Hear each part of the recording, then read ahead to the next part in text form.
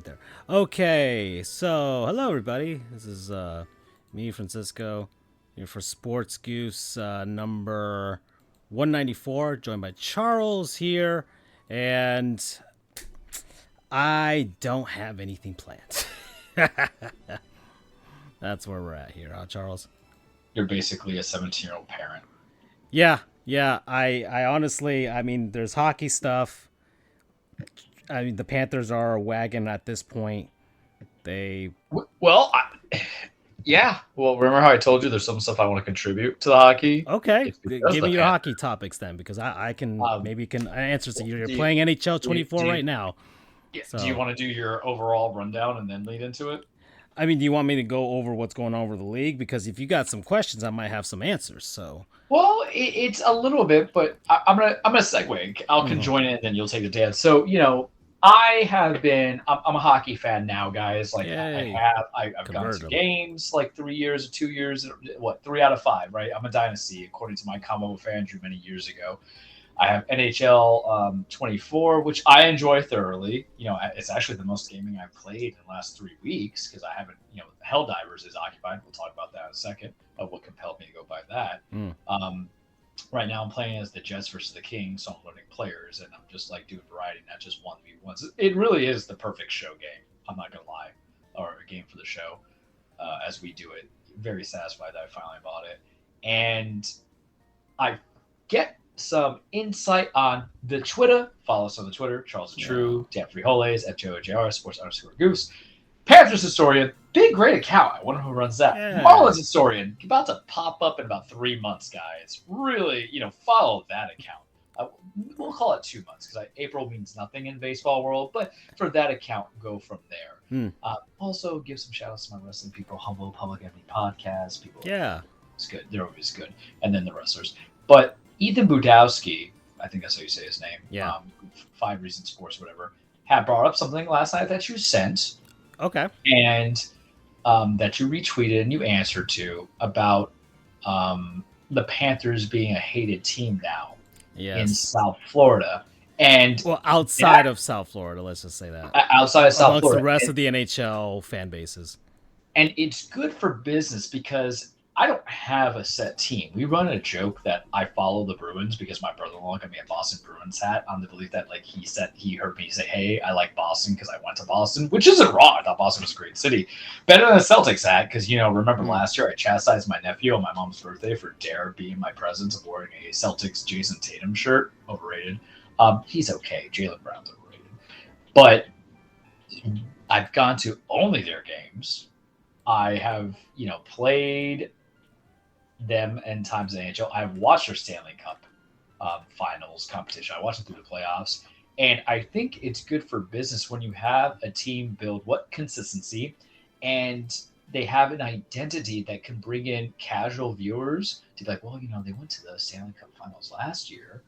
The year prior to that, they were doing good. Right now, they're second best in the league. Last time I checked on the East. Well, Um, there's a few things that have happened. and that's But fine. yeah, but But yeah, keep going.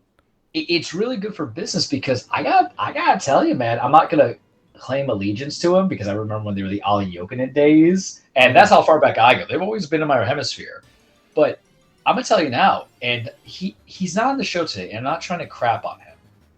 The Tampa Bay Lightning going 3 in a row could not make me watch hockey.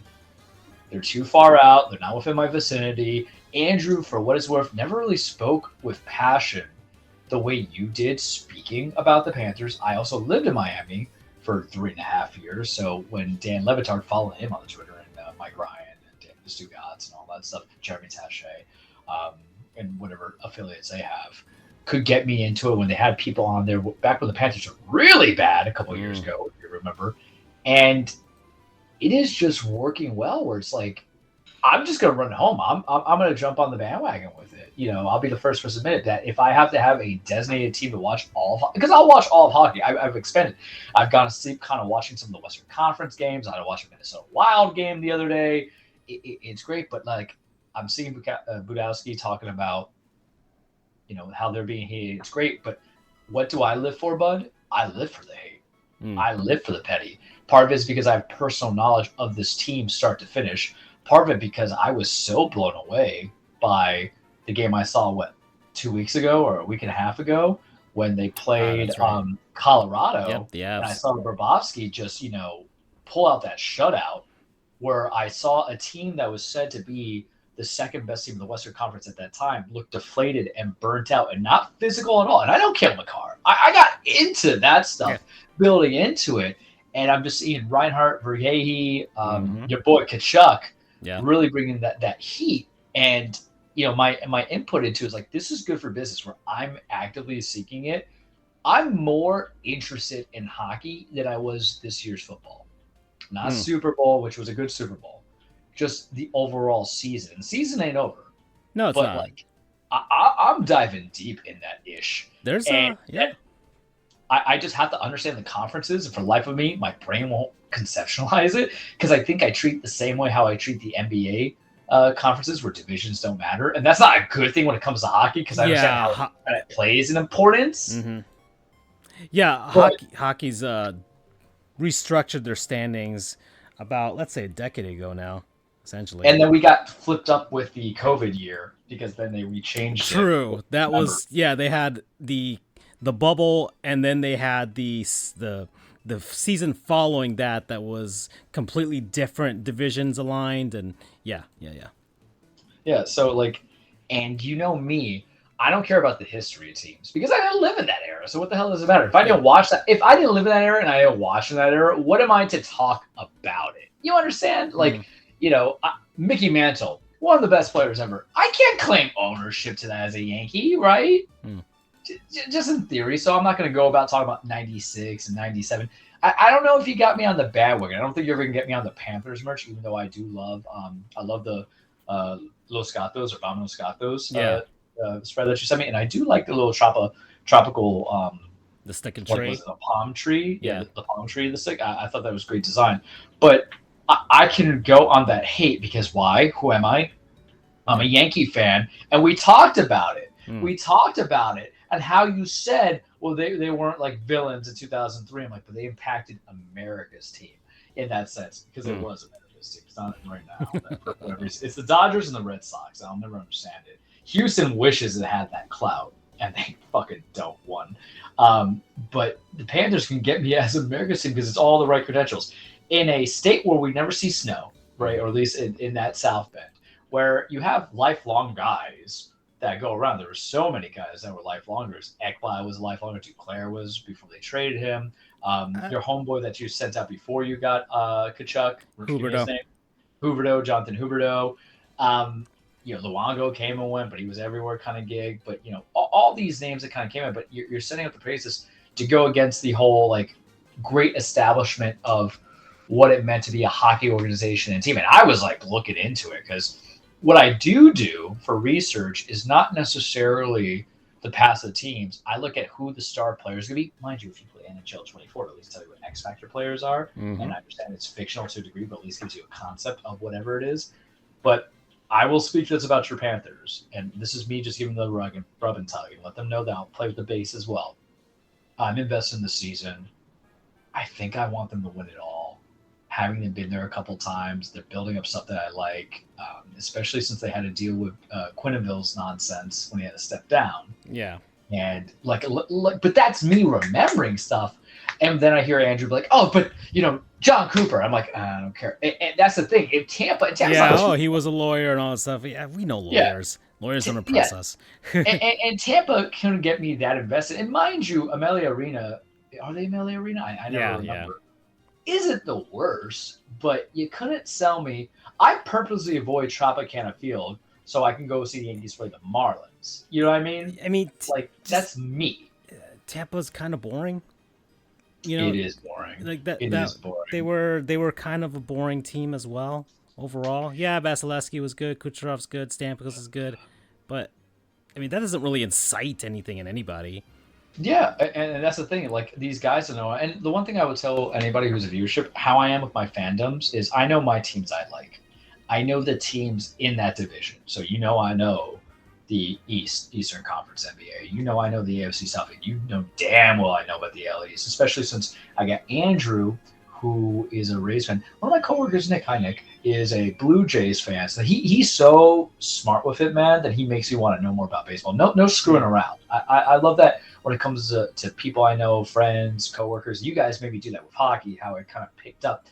I feel like you and I are the ones who know football a little bit better than Andrew, and then basketball, like, you know, I've been in more than you have lately, kind of gig. So yeah, NBA hasn't really enticed me. The All-Star game happened, and everybody was completely like people were just like upset by how much of a waste of time it was. Oh, don't worry, I have words for that. Yeah, so we're not there yet, but we'll talk about it.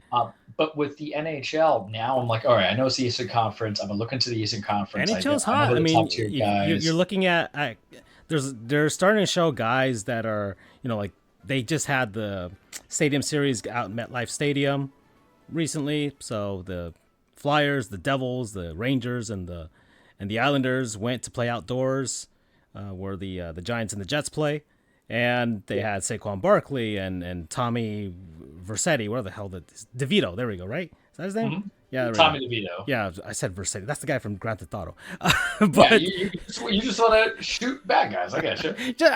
A typical Italian American mobster. So, anyways, I feel like I got to talk about that game later. Jesus. Anyways, they had those guys watching the game. They're like, "Oh, hockey's actually pretty dope." Yeah, the people are starting to realize that. Lil Jon is a massive hockey fan as well. He's a hockey fan since he was with the Thrashers. I know, and I remember. Yeah, you just can't win if you're over there. So hockey, and then he moved to Vegas, and he's a huge Vegas Golden Knights fan. So, like, he's an OG that he didn't jump on the Knights bandwagon. So, well, hockey is fun. The problem was, I talked to you about this when we started this sumbitch 5 years ago. Is the licensing of it to DirecTV. And I didn't have satellite, and I was streaming before streaming was even popular because, you know, we were broke and Comcast was super expensive as a monopoly for cable. So it was hard to see those games, except when it was like the playoffs. But sometimes you don't want to see the playoffs if you have nothing to build you up into it. You know what I mean? Because you mentioned how ESPN and we'll just call it Disney itself has built a better way of coming into it. That comes into giving you backstory about players and coaches and teams. And I just do not remember those playoffs, you know, when they were building onto DirecTV or whatever, the satellite dish or whatever, gave you good insight once they got to main public broadcast. And then something that would be on like what, USA or CNBC or something like that? Yeah, it was NBC that owned the rights at that time. So it was, they had some weird stuff. NBC Sports Network, which died, like all that stuff. So, and you'll never hear me compliment the mouse. You guys know I think Disney's a monopoly that needs to be broken in every way, shape, or form just so people can actually get fair wage and pay. But hypocrisy is beautiful. When it comes to hockey, at least they've done stuff where it's on TNT and ESPN. And right now, when it's a dead season for this show, which is one of my most favorite things, is when we're kind of like in a dead moment, so we can get weird. But as a viewership, when my brain's too tired from having to be an attorney or being a son and everything else in between, and I can just put on something and I'm in a rush. Like, they've done a better way of broadcasting, whether it be through Hulu, right? Because that's how I watch it. Through my combo. Watch it on Max's now too. Yeah. So the whole point of it is that it's me kind of being like, look, if I'm going to die on a hill, I'm dying on, you know, Panthers. Vamos gatos, right? Even though my belief, it shouldn't say Vamos gatos, you're going to laugh. And this is a theory I didn't pray with you last week because it's based in South Florida. It said Vamos gatos. Shouldn't it be Dale gatos? I'm just saying. And maybe they have a trademark for that. I'm not sure. Or maybe Peppo might have a trademark for that. I'm not sure. So for those who are like, what the hell? What are the guys talking about, Dale? Dale is something that I never said Dale in my lifespan. It was Vamonos, right? But it's from Argentina, Colombia, and New York. Come to Polk County, where I barely spoke Spanish, and then moved to West Palm, Morton County. And then when I moved to Miami, and FIU, which is biggest congregation ethnicity, you know, for anybody who was Latin speaking or Spanish speaking, was Cuban, right? I heard Dale so much, and my dumbass 3 had to be like, what the hell is Dale? Like, what's that? So, DAL with the E and Y or whatever the little symbol is. And then it's essentially their slang for let's go, right? And so, like, the running joke that I had was like, it should be Vamonos. Where you go, like, because grandma to me was always Vamonos, like, let's get the fuck out of here. 4 because that was the energy. It wasn't like a life. It's not like, what's the joke I always run with you when a good thing happens? I'm like, Alexa, play Pepas, because Pepas is the vibe, the energy. That to me was never vamos, right? Now that I lived in Miami for some time, I have good deep points in there. To me, it's like dale. And I feel like it should be Dale Gatos, and I swear, man, I'm gonna find a way for them to break that trademark. Or Pitbull, who thinks he's Mr. Worldwide, I'm gonna find a way. I'm gonna get Dale Cats or something like that. I promise you. I promise you. You know that meme on Twitter? I'm gonna get you out of here when he's talking to the dog. I'm gonna get you Dale. Don't worry. I'm gonna get you Dale. Some way, shape, or form. That would be my contribution. But this is good though, because I am, by pure definition, like a semi-casual viewer who had to use video games to learn the names of people who were obscure to me. And I think Panthers are doing right. I get the lineups. I know the players. I get the wings. I get the centers. You know, I get the concept of the coaching. I understand what they go on defensiveness. I'm listening. I'm tuned in. Mm-hmm. And isn't that kind of what you want when you're a sport that is getting, I would say, a second chance? It is. Right? Yeah. I mean, the growth in viewership is happening. I think and Andrew's probably listening, just like, damn it, my Lightning won 2 in a row and then got to a third. Sorry, bud. Well, yeah, people, it'll always have the asterisk amongst the greater NHL fan base. I think people, it just didn't really captivate people as well as it did. And maybe if the years had been normal, right? If they had a normal finish to a season in 2020 or a normal finish or long season in 2021, it could have been different. But regardless, the point is with the NHL, they felt like a Spurs dynasty. I mean, for me, remember, I'm coming from not just a fan perspective, but from a media objective perspective as well. Yeah. Seeing the growth of the team, because I started covering the team essentially a year before the current ownership took over. Mm-hmm. And I remember that they were doing strides to try and connect with the fan base, connect with the, at the time, the blogs and people that were diehards that were covering the team, and eventually that, you know, got onto us. We could get media passes and part of SB Nation, that type of stuff. So I was able to go cover games and just seeing, for me, I was some frustration from sense like, man, this team is, they're trying to do better, but there's no traction here in South Florida. And, you know, it just takes some actual commitment to winning and spending that put the team or push the team forward. So that starts from the ownership, who actually have the money to do so, and signing the players and locking them down. You see, you draft Huberdeau, you draft Barkov, you draft Ekblad, you then see that, oh, these guys actually are good and we got something here. Let's sign them to the long-term contract, right? All right, we're keeping them like 8-9 seasons. There we go. We're gonna buy out their entry-level years and in their free agent years already. Boom, let's do it now. Let's surround them with some guys. Let's trade for Jaromir Jagr. Mm-hmm. You know, let's get Roberto Luongo back. Let's do all of those things to kind of create some buzz.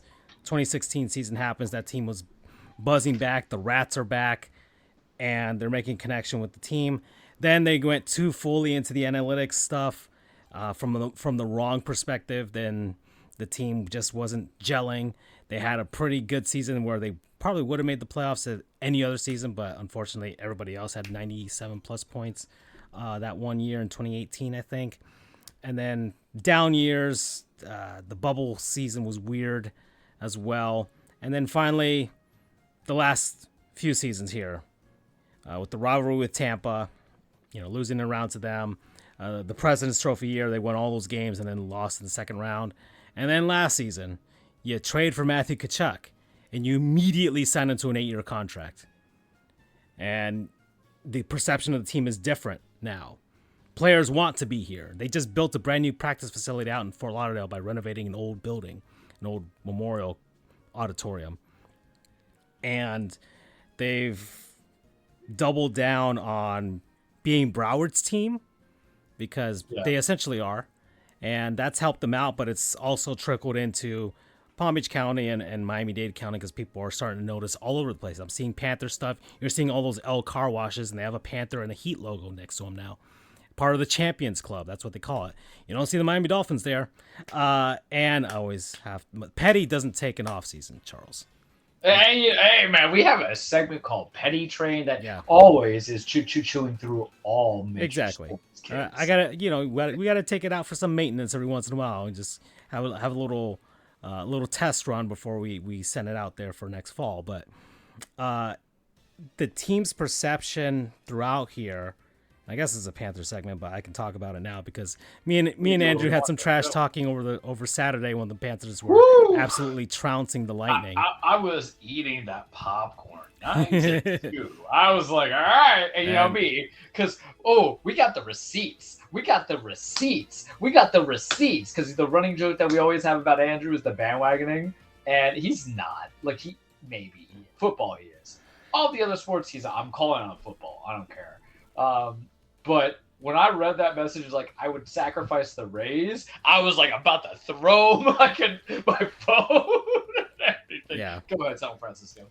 And it's funny that Ethan posted that, and that and I saw another post where somebody like a Boston Bruins fan of all people was like, Panthers fans are probably like the biggest trolls on NHL Twitter or whatever. I'm like, Boston? But yeah, that's the teapot calling the kettle black type of thing. And it was actually really fun to do that because I posted a post on Saturday whilst the Panthers are trouncing the Lightning. It was like 4 or 5-1 at that point. Oh yeah, everybody. Francisco's very famous, by the way. Follow him on everything. Yeah, you've already done the plug, but you're also doing like other people's shit too. Yeah, I'm on podcasts and stuff like that now, and I'm trying to get back into the circles that I was in beforehand, but I still am. I'm just doing it on my own now, to be honest, doing my own thing. But regardless, you're Beyonceing this bitch right here. Probably, I've done kind of my own thing now, right? So, anyways, making a joke about not really the Lightning. It wasn't aimed at the Lightning. Because I'm a lawyer, I know how to word my shit correctly. One, it was about the Rays because if I could trash on I've been pretty good with not trashing the Rays, but when they did not show up for their playoff game, when the people did not show up, I was it. I stopped defending them now. Send them to Nashville, send them to Montreal, send them to Utah. I don't care because that place Salt is not Lake City Rays has kind of like a vibe to it. Yeah, kind of like the Utah Jazz, where it's just like it doesn't make sense, but it kind of makes sense, Yeah, right.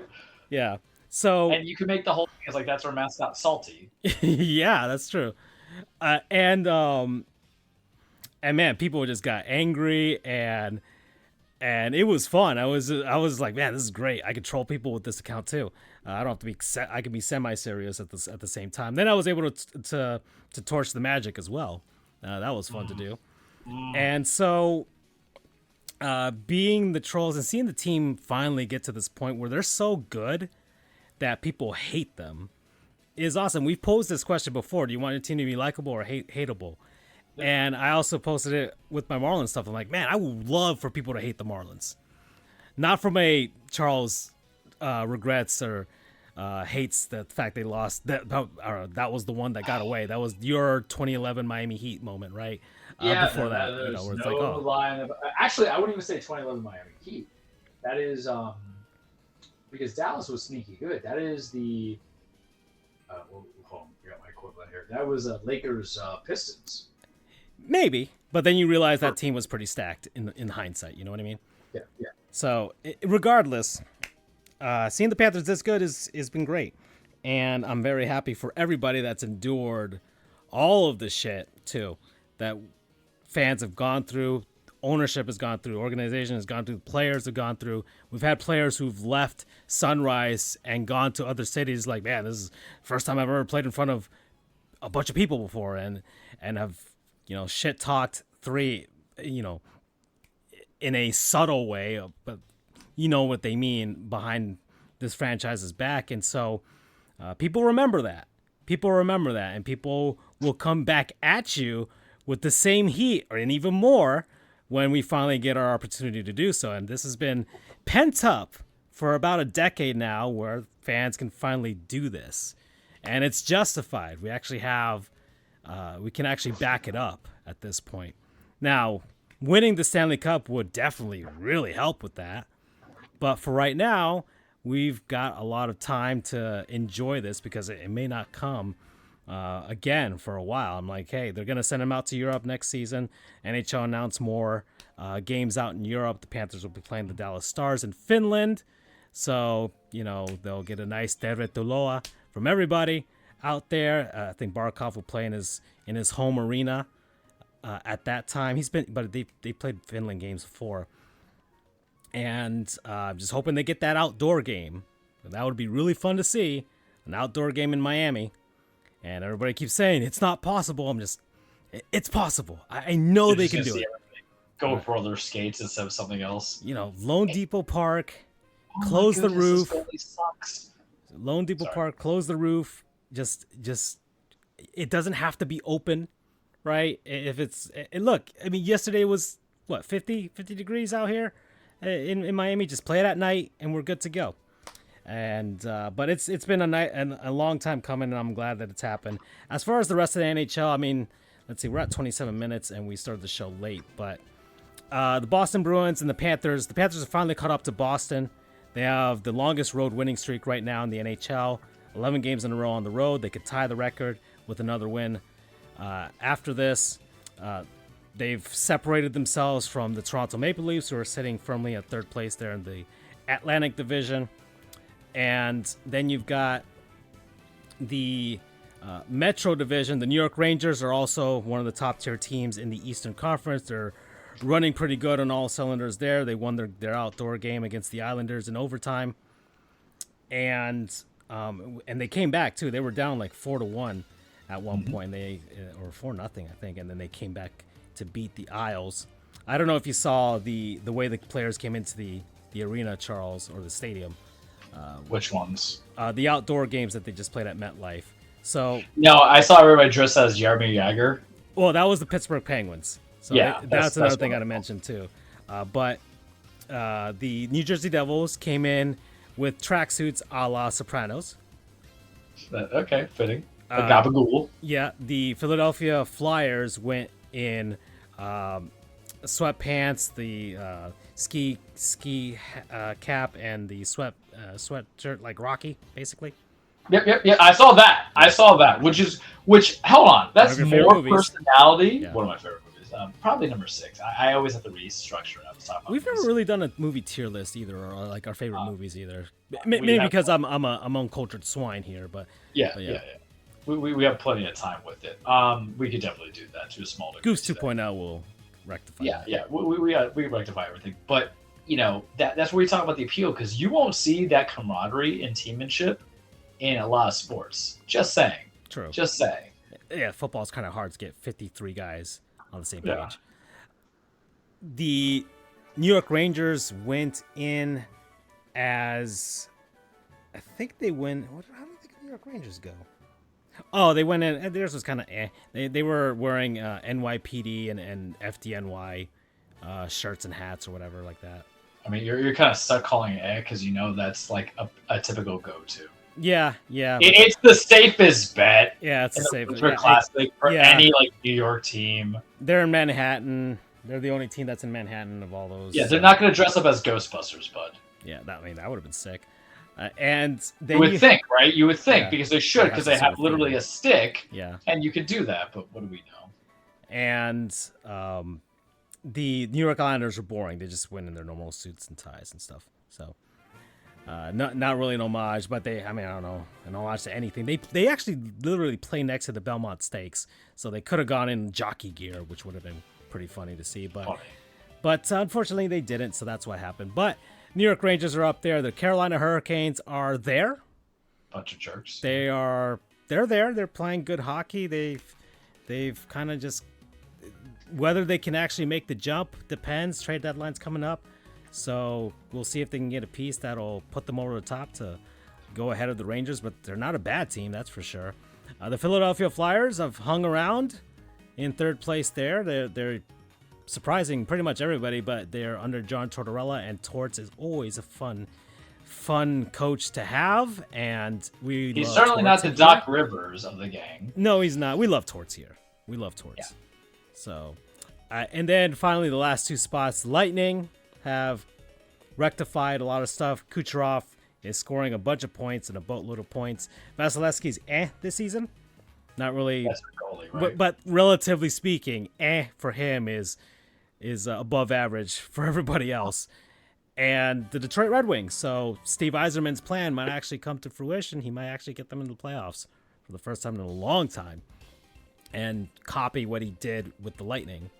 And so there you go. And then finally, like the Devils, who are trying to get back into the swing of things. They started off. They haven't been in the island of relevancy from as long as I've been on the show. They've kind of been on the quiet. Well, last season they were. They won like 100. They had 100 points and they were up there. They were. Did they get eliminated in the first round? Yeah. So, but regardless, they still have great pieces. They got the Hughes Bros, and I mean, I kind of want to pick at that scab a little bit, bud. Like getting into the playoffs, doing well, but only getting like bounced out in the first round. What does it accomplish? You know. But that, I think you have to look at it from the perspective of they're like the Baltimore Orioles. That type of like, hey, we got these young guys, we got this team that's up and coming, and they make the jump, right? And they still got bounced. That's what happened to the Orioles. They got swept. But it was still like, oh, this is the beginning of something good. But so far it's kind of like a sophomore slump type of thing right now with them. Which is probably going to happen to Baltimore. Just call him that shot right now. I got a skinny-legged Giancarlo Stanton. I'm saying it. I don't care. You guys want to hold on to one season? Please. New York Islanders, after that, they're injured. There's just nothing going, really. The Washington Capitals are old. They finally, they're old. They're an old team.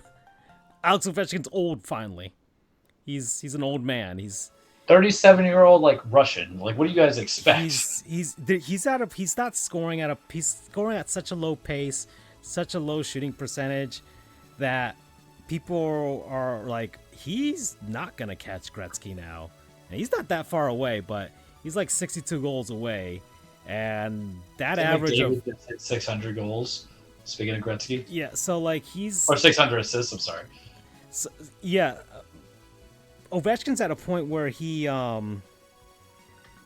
we'll see, but that or the Capitals will hang on to him because they're going to build a new arena, and they're going to hang on to him until he retires finally, and then they'll open up the new arena with him. I don't know, raising his number to the rafters, right? That seems like the plan right now. He was always the big name, even to the casuals, and that they got it in 2020 for their Stanley Cup. 2018? What, really? Damn. It went by quickly. It's a long time. 6 years. Ugh. Yeah. Ugh, old right there, bud. Another team that's old, the Pittsburgh Penguins. Mm-hmm. They have the worst power play. They honored Jaromir Jagr. They finally retired his number, even though he's still technically not retired because he still plays for his own team that he owns in the Czech Republic. But they finally retired his number. It was great. He did a lot for the Florida Panthers down here too, and they honored him by only scoring 1 goal in their game. So they still have an awful power play, and the team is old, and I think rational Penguins fans are probably looking at it like, we'll have to rebuild. Well, and it's both Crosby and Malkin that are old. They're both in their mid-30s, right? I don't know if Malkin's still on that team. Yeah, Malkin and Crosby, those guys, but I can't see Sidney Crosby in another uniform. I can see Malkin. I can see him going away, but he's a defensive wing, It feels like the Capitals and no, Malkin's not. He's a forward. No, he's a forward. Okay. But the defenseman is Letang. That's their other one. But I don't know what the Penguins are going to do. I think they're trying to be like Boston, where they can just rebuild on the fly, but it hasn't worked. And they might end up being like Detroit, where they hung on to the glory days for way too long, and it took a long time for the Red Wings to get to even this point because they were in shambles. Their farm system was awful, and they just hung on to the old dudes until they retired. And, it's nice for, hey, the ceremonies and the goodbyes, but you as a Yankee fan know sometimes it might be a little too long in the tooth for some time, It's hard to, you can get lucky. So everybody's trying to say, oh, maybe we can get our guy that brings us into the next era, but sometimes that doesn't happen. The Sabres have disappointed everybody this season. People thought they'd be in a playoff spot. Nope. The Montreal's where they should be, I think. All right. Some actual incremental improvements there. The Ottawa Senators are not where people thought they would be either. They're in the same boat as Buffalo. And then the Columbus Blue Jackets are where everybody thinks they should be, which is awful. But you got your Dallas Stars. That is another team that is very dangerous, and maybe this is the year where they finally get over the hump as well. They're kind of like the Carolina Hurricanes in that sense. You got your Avs, who are always dangerous. Your perennial team that's always in the hunt. The Winnipeg Jets, who are doing it on the backs of their defense and their goaltending. They have the best goaltending tandem in the NHL right now. So, and you have the Vancouver Canucks, who have not faltered yet. They have the most points in the league. People thought that they would have petered out and gotten back down to earth, but they still haven't. But I fear, Charles, the Vancouver Canucks will, because right now the metrics are showing that they've got a lot of the luck-based stats are pretty high right now. And you know what happens with luck, man? When it's good, it's good. But when it's bad, it's bad. And that thing evens out eventually. And my fear is that the Canucks will even out at probably like the worst time. Because they have a insanely high shooting percentage as well. Which is not sustainable. Like, that might hit in April, where they come back down to earth. Especially during playoff hockey. The Golden Knights are 10 points behind them, but it's still a defending champion. They've got some issues. Jack Eichel's injured every once in a while, but they've got Aiden Hill, who has shown that, he's a Stanley Cup winning goaltender, and he's actually really good. And that sucks for the Panthers because they should have beaten them last season if they were healthy. Edmonton Oilers. We talked about them past, Charles. Everybody was laughing at them. Nobody's laughing anymore. That is a offensive juggernaut. Still always some questions with defense and goaltending, but they've righted a lot of the ship now. And if they get hot at the right time, they're dangerous because they got the horses to do it. LA Kings have petered out. They're kind of middling there at 64 points. They're winning 3 straight right now, so maybe they're finally riding the ship. But they should be firmly here in one of these spots anyways. Then the St. Louis Blues, they fired their coach, and it's worked out a little bit for them. But the Nashville Predators, they're under Andrew Brunette now, and it's going all right. The Minnesota Wild are also, they've got old goaltenders, and their goaltending is pretty bad. You're playing with them right now, right? Or no? I had the Winnipeg Jets, and sorry. the goaltender was goddamn trash on the offense rush. Yeah. So I lost the game 4-3. Like, I found offense, but it was hard. Seattle Kraken are very, they swing from one way to the other. They can be really hot or really cold. There's no real consistency there. So they're middling as well with 57 points. They might get another hot streak maybe, and that could save their season, but so far it's one way or the other. They're either really bad or really good. Panthers up 1-0 to Ottawa. Yep, still. And Calgary Flames, that team is selling already. They are already selling. They are selling at the deadline. Whatever's going on there is not working. They need to redo what's happening right now. Jonathan Huberdeau has been, unfortunately, very disappointing. They don't know how to use him, and he doesn't work outside of Florida's system, apparently. So it's not working out. Mackenzie Weegar is a good defenseman, but they're not going to trade him because it's hard to find those guys. But everybody else is, I mean, you got to sell. You really do have to sell in Calgary and just figure out and start over. Arizona Coyotes are, they're there. They're not good. They had a small part of the season where they were like, oh, they're surprisingly doing all right. But then, make incremental growths. But the huge question, of course, is whether they're going to stay there or not. And then the Anaheim Ducks, a lot of injuries to their stars. It just got nothing going. It is what it is. The San Jose Sharks are awful, but they're not on a record pace to be the worst team ever. And the Chicago Blackhawks are also awful and injured at the same time. So nothing helps. Even Connor Bedard has been out for a few games now, and he's come back. But it's still you don't want to ruin the Golden Boy just yet, right? Got to be real careful with them. This season's not the season. So it's Connor the baby. Yeah. Just keep him away from Corey Perry. Okay, so yeah, and Corey Perry's in Edmonton, by the way. So there Connor you go. McDavid. Yeah, he found a job. I don't know how hot Connor McDavid's mom is, but so there you go. That was the rundown of the NHL, Charles. It's 42 minutes here. And NBA, we can talk that, right? Yeah, let's do the gaming. Actually, one second. I do want to say a little bit about baseball. Spring training started. You guys... can we talk about the hats? We could talk about hats, I guess. I mean... Yeah, well, say what you got to say about spring break, because I got the email that the hats were available. Yeah, we got the hats and stuff that just came out for the spring training ones and the batting practice ones for the season. I think each team has a set there. And for me, I liked... I'm going to go on New Era's website real quick because they have like a little backstory to every single one of them with the inspiration and everything like that. But, just some cool designs here.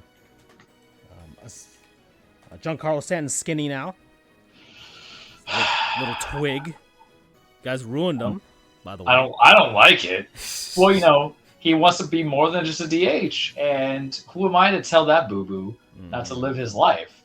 My problem is that if he gets hurt, then what were we doing here? What was it all for?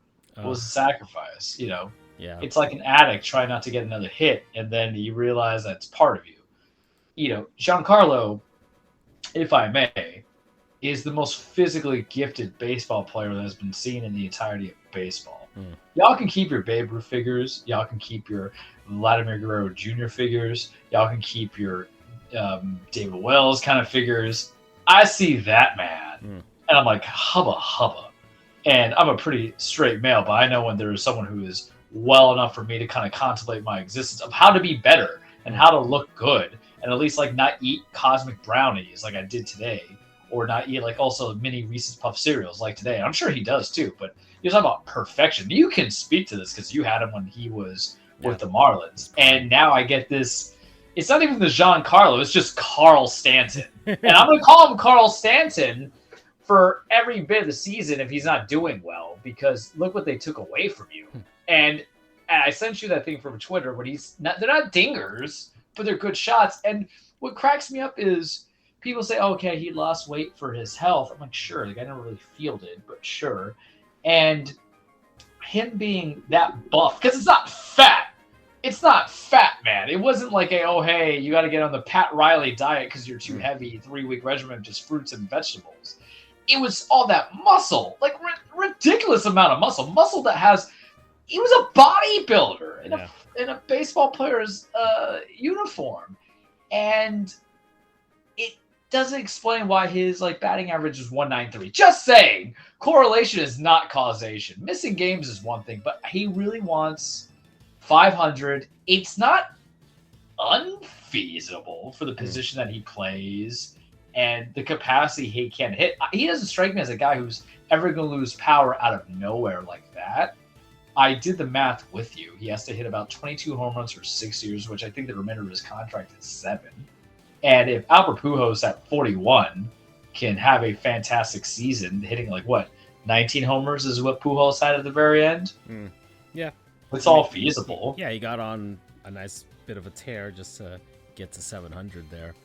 And the thing is that Giancarlo, I hate to say this, he's never going to be Hall of Fame. So that's why 500 makes no sense to me. Even if he got to the 500, he's never going to be Hall of Fame. I think he would, to be honest. Well, this is a good debate. People will look at him like, oh, this is the first legit 500 that's not tainted by steroids. You know what I mean? I think missing all those games hurt though, because I think you make the argument that he still hit 500 even after missing all those. Exactly.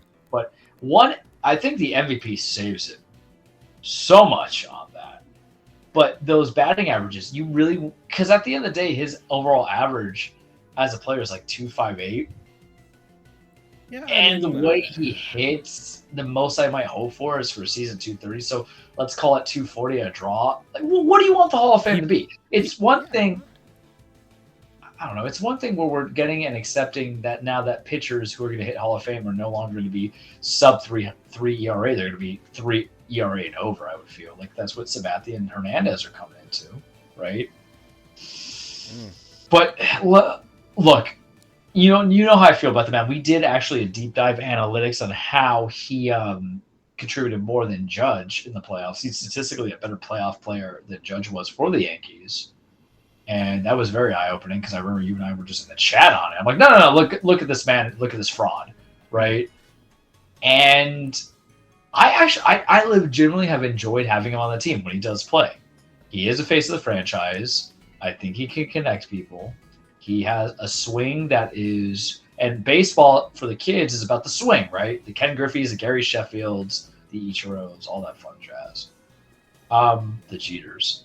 He plays for that team that I want us to be villains again. I wish we were hated. It's so hard because there was a period of time where we were likable and now we're forgotten. Let's see. And it's like, ugh. So. But you were saying about baseball. I'm sorry. But I was reminiscing about it's like he went on crack. That's how it feels like. This beautiful goddess is just now on crack because he lost all the weight. He has got twig legs. Follow JD Addison, whatever his name is, on Twitter. It was just hurting my heart. So we've got these hats. So it's all about revisiting the past. They all have some sort of connection, I guess, to a past player or team or just era. So I guess they're showing the Diamondbacks are Luis Gonzalez, right? So that makes sense. The Atlanta Braves is I guess this current era because they're showing like Austin Riley there. So yeah, I mean, which is kind of weird that the Braves would just do a current guy with like all of their history. You think it'd be right? Like, well, I mean, Chipper didn't help himself by being kind of but you would think really chipper. Like you would think they'd be like, oh, Andrew Jones, just to help with that narrative to try and get him into the Hall of Fame. You know what I mean? Let's push some agendas here, folks. If you're gonna do this, right? But anything, go for the safe bet like Glavine or something. Yeah, one of those big three pitchers, right? Maddox, Glavine, Smoltz, any of those guys you could have done. So Baltimore went with who was this guy? What'd they go with? They went with nobody. I don't know. Andrew Jones, that's what you got, right? In Baltimore Orioles, they had some guys, man. Sheesh, the 90s Orioles had some guys. Brady Anderson hit like 50 home runs one season. You could have just done an homage to that, right? Mm-hmm. But I don't know. They just didn't pick anybody. That's strange. I mean, they're middle of an ownership transition, but sure. The Boston Red Sox went with Jim Rice. Ugh. So he made the Hall of Fame. Cubs went with, I guess, nobody either. Interesting. Well, they don't want to acknowledge Sammy, I guess. Yeah, the one guy you could have acknowledged. They have not. Like Sammy says, hasn't been back to Wrigley Field since he retired. So, I guess that this could have been a way to fix that bridge, but unfortunately they didn't. The White Sox also did not either. But the White Sox, who do they really have? Paul Konerko? Yeah, probably. I'm being facetious when I say it. Yeah, Jermaine Dye, AJ Pierzynski. That's the problem. We actually named you 3 legitimate star players that the White Sox should affiliate with, and we don't care about them. It really would. I mean, Mark Burley. Freddie Garcia, did he play for that? I think he did. Think so. The Reds. Who did the Reds pick? Johnny Bench. Okay. Yeah. That's a go-to right there. All right. There you go. Johnny Bench. The Cleveland did nobody because they can't. Really? Yeah. Yeah. I mean, I don't know why. Maybe it's because of the name. Like maybe because they used to be the Indians. But I mean, you had, Manny and Jim Tomei and Omar Vizquel and Like, bunch of guys you could have picked there. yeah, pitchers. You were a dominant. Colorado team. did nobody either. Well, they got nobody. I think they could have done Todd Helton. Yeah, they could have. Yeah, Literally, look at that fraudulent Hall of Fame. You're not even honoring him with the hat. you didn't believe in your own guy. There you go. Detroit Tigers went with Alan Trammell. Okay, that works. 80s Hall of Fame as well. So won a World Series with them. The last World Series they ever won.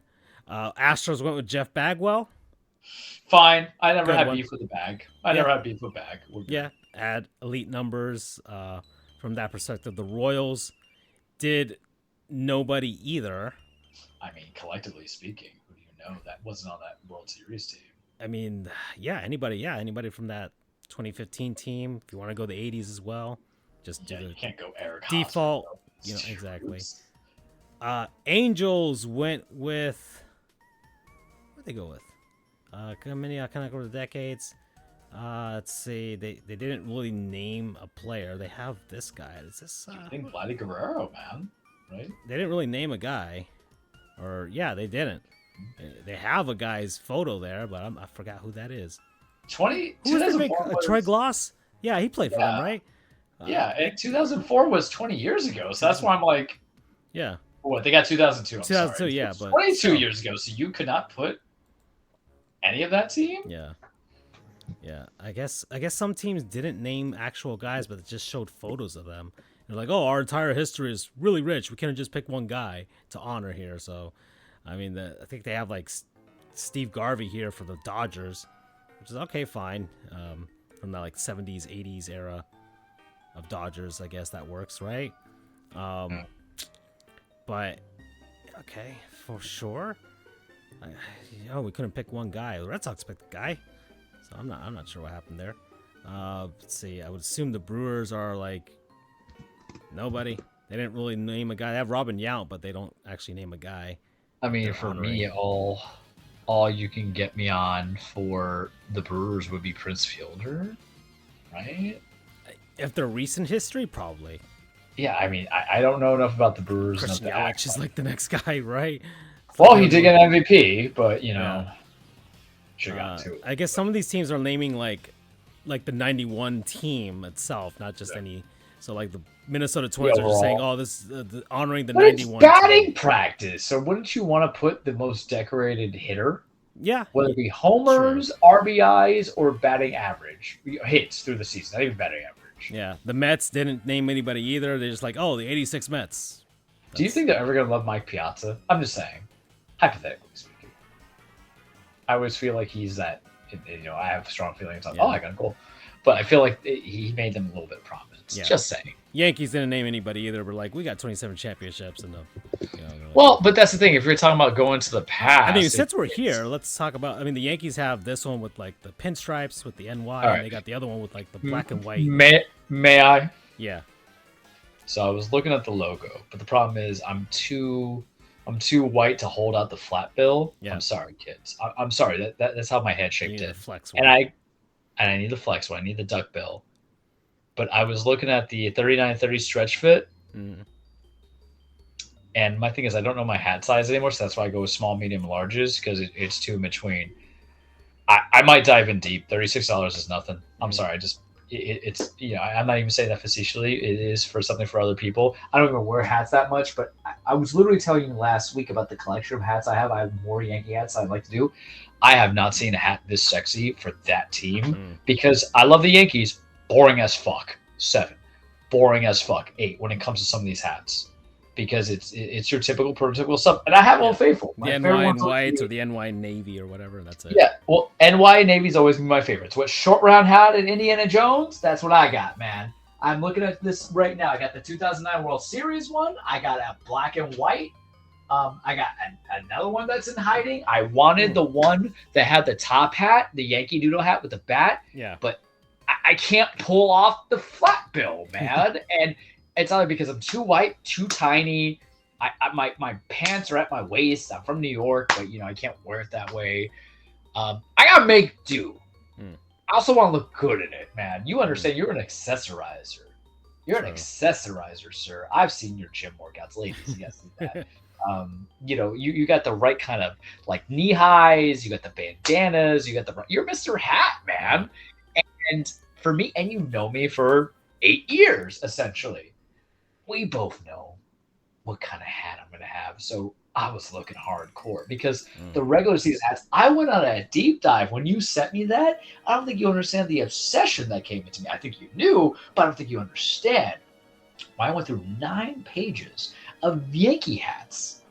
I was sending you guys some links into it, so I might just pull that trigger and I might just pick that some 9 because it was sexy to me. That's just me, and I know you would encourage me to do it because you have a plethora of hats. Yeah. I have to control myself when I look at these things because the Marlins batting practice one, I might have to get it. I mean, right? Like, and here's the thing: we've looked at other batting practice ones. I have not had, and batting practice is like innocuous, but this speaks to me. This speaks to you. Let me see the Marlins real quick because I only saw in like briefing because I know the color coordination. Yeah, the Marlins is print stripe teal. It's white, but it's got the solo Marlins logo, which I think is the best logo that they've got right now. I don't like it with the M. I don't like it with wrapped around. I think it's too clunky. I don't think the M is like the font style of it is that enticing. It just kind of looks very. That's kind of hot, man, and it goes with anything. Yeah, and it's pinstripe. It's teal. It's the color scheme they probably should. Like I don't care if they bring back the logo itself. I just want the color scheme back, and they honor Jeff Conine with this one. It's like Jeff Conine, and he's got the 2 like the 97 team and Jeff Conine. He's the only one that was on both teams. So it makes sense. It makes a lot of sense. I'm like, okay, this looks like this. I've been kind of peddling this on my own account for a while now. I think the blue uniforms are fine. I actually like them too.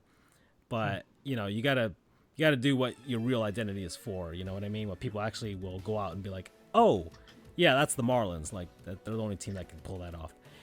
A's didn't go with anybody either, but they're moving out of Oakland, so it's so weird because when you're talking about their past, they have some of the best hitters out there. I think people forget Mark McGwire was actually on that team. Seiko, Giambi. Yeah, Giambi. You had all those guys, and they're like, oh, you got legitimate batting practice guys. Ricky Henderson. I mean, they got all these guys, and they're like, oh, we're celebrating the '90s. It's like, first off, they didn't make the playoffs in the '90s except for like 1990, and then that was when they broke up the entire team. Actually, so it's like, if anything, it really is honoring their current era of just like, we're not spending money anymore. So, the Phillies is honoring the Philly Fanatic. Sure. They've got the Philly Fanatic on the hat now, so he is the most famous cute. Philly. Yeah. So I think I'm actually really okay with it, to be honest.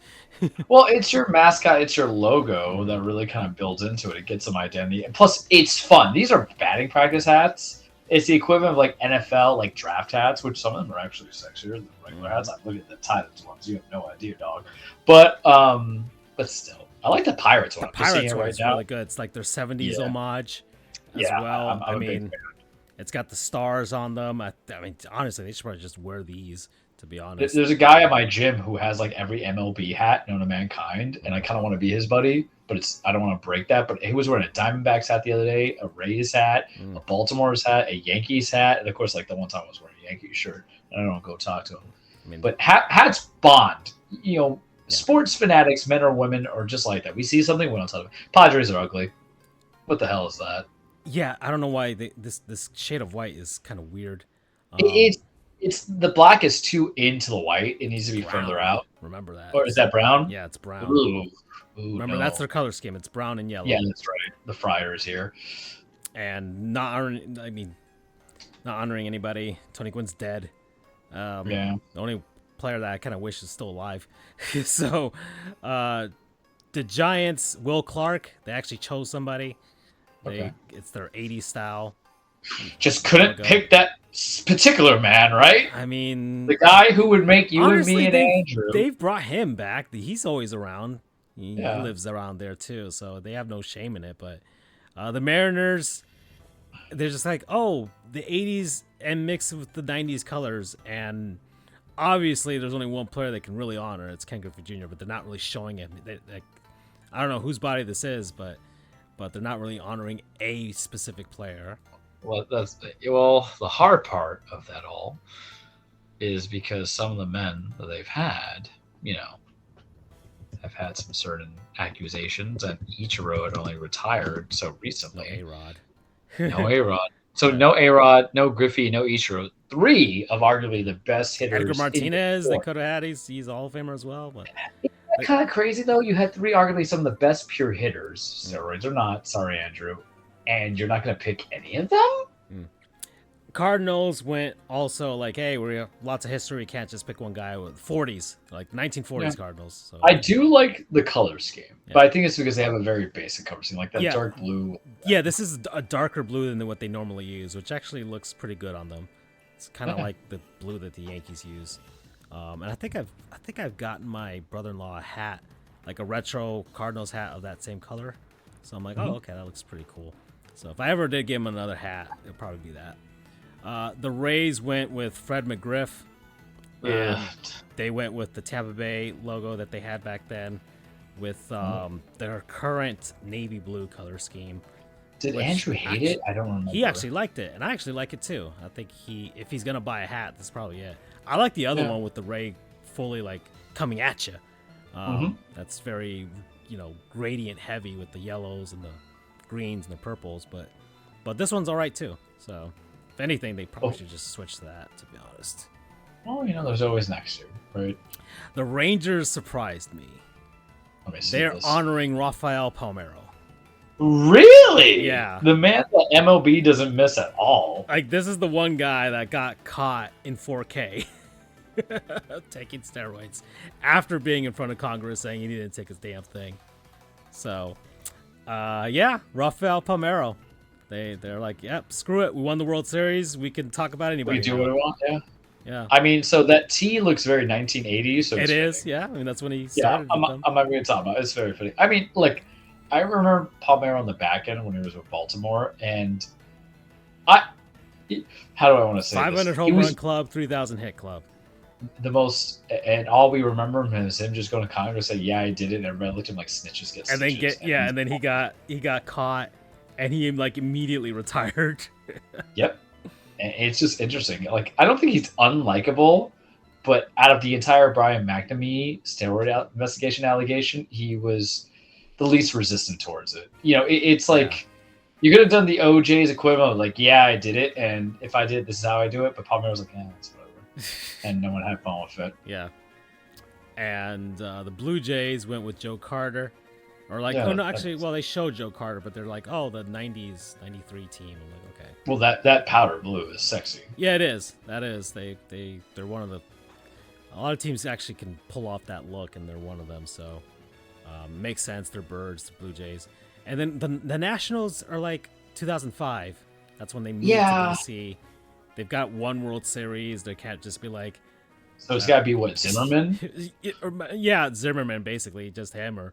Max Scherzer, but he's still playing, right? Well, he's still playing. He jumped around a little bit. Juan Soto, you had for and a then cup of like Steven Strasburg, but then like they got into a fight with him, so that's not going to work out because they don't want to pay him even though he's retired and he's still got guaranteed money. So, yeah, that's it. Those are the teams. That's baseball. We actually went over the time that we'll talk about basketball after the break. So, word from our non-sponsors, people and things and places and concepts that we've been enjoying over the last week. I started last week, Charles. So why don't you go? Sure. So I had to really think about it because I was like, am I going to pick food again? I picked Publix. Food has kind of been a thing because I've been in a gaming funk. But you know what? True. I've been selfish. Sometimes, I'm gonna put this on pause. Sometimes I only acknowledge the greats or the excellent when I realize it's okay to acknowledge the good. And the only game that has kept me like propelled to even play games at all has been the current one I'm playing now, NHL 24. So my non-sponsor this week is NHL 24. And Andrew would probably like yell at me because you guys remember the big debate of, like, I just want to get 23. He's like, why would you get it? I'm like, well, I haven't played a hockey game in like 15 years, 12 years, and I want to be more invested. But with this one, and I have nothing to compare it to, which is kind of liberating because it's not like the same thing others do with Madden. And you'll never hear me like sponsor Madden unless it's excellent because I know what I'm getting here. But for me, being a new hockey savant, I think it looks good. The mechanics are fine. I think sometimes the shooting with the stick is kind of cheap, and I the idea if I'm playing with a hockey stick, I want to use the analog stick to go from there. Graphics look good. The gameplay is fine. I kind of wish it was similar to some of the old ways where I could switch into goalie mode and then regular players, but hey, I can't control it. I've done the 1v1s to kind of learn my own shooting. I've done the 3v3s. I think it has in a actual longevity of a lifespan to be played. I think it's the perfect gameplay during the show. I've enjoyed it. It doesn't offer anything new to me, right? Because it's all new to me. So, but it's not going to be anything different that you might compare. You got it for free. So that makes me go from there. It's a solid 7. Yeah. And 7 is good enough for me because it's a hockey game. It's a sports game, guys. It's a multiplayer. I am never going to play against anybody. I'm telling you, I would get my ass handed to me, 9, 10. Completely. But what I would do is take on the 1v1s. I would take on the 3v3 circuits. I would probably do World Shell if I want to be trying. I would create probably a dynasty at some point. It has a lot of longevity for what I got for free, but because I use gift cards and everything. But it's enjoyable. One of the things I'm actually going to highlight is I think it has some of the best darn audio play-by-play in any sports games I've gone on. Like it trumps Madden. It's right up there with NBA 2K, which I got for free. I got 2022 for free from PlayStation because they gave it free. So it's good. I haven't touched it because that was the problem. I was so into deep with basketball. Was the whole point, right? Like you're just doing like with Madden and like with NBA and like I have my big group of Madden guys. So it's like 5 of us. So we can all get together. That's how we coalesce and we play out. We hang out when we're all in different states or different cities. And then with NBA, just me and my buddy Tony. But once I start just doing my own draft franchises with random people, I don't need to know teams like that. So I don't have like a team loyalty that this gets me back there. But controls are smoothish to a degree. Commentary is fun. I have been in a funk for gaming for a while. It's the reason why I bought Helldivers, and we'll talk about that maybe in part 2, because I have all these single players. I kind of want to play the single players, but Alan Wake 2 just let me bone dry. And then 2 degrees Super Mario.